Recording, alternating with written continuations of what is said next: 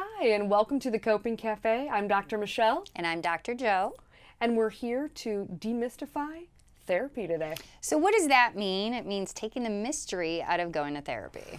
Whew, which is, for so many, like very stigmatized. Yes. Much like, oh, you're going to come lay on a couch and we're going to analyze your life. And, Although we got a nice couch and here. The couch is very nice. And I do will like it. I will say I actually do have some clients who do like to lay down and get comfortable, and that's totally okay. However, yeah, I don't think that laying on your couch and just talking about whatever is going on is the only thing that you do in therapy. Absolutely not. And that I do think also that the stigma that there's something inherently wrong with you, or that talking about feelings is something weak and that you wouldn't do. I just don't, I think we're past that, I hope.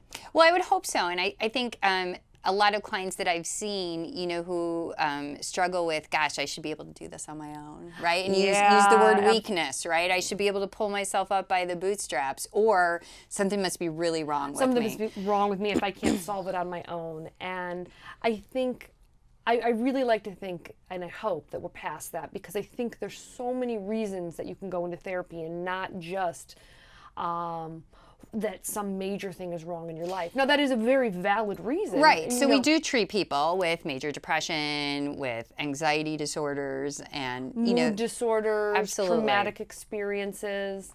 Absolutely. But however, what you're saying is it's a lot more than just that. Yeah, absolutely. And I think, you and I have talked about this, from just, growing as a person, working on effective communication, relationships, being better in the workplace, being a better parent, right? Yes, we could all we could all use some of that. Absolutely. That's a whole other session. That's definitely a whole other episode. And our kids will definitely attest to that. Absolutely. Yeah. But I think that so much of how we go through life, some of our own maladaptive thinking, or just over catastrophizing things, and talking through that and really working out better ways of going through your life, setting out personal goals for yourself, trying to meet challenges, overall just working on yourself and becoming a better person for you.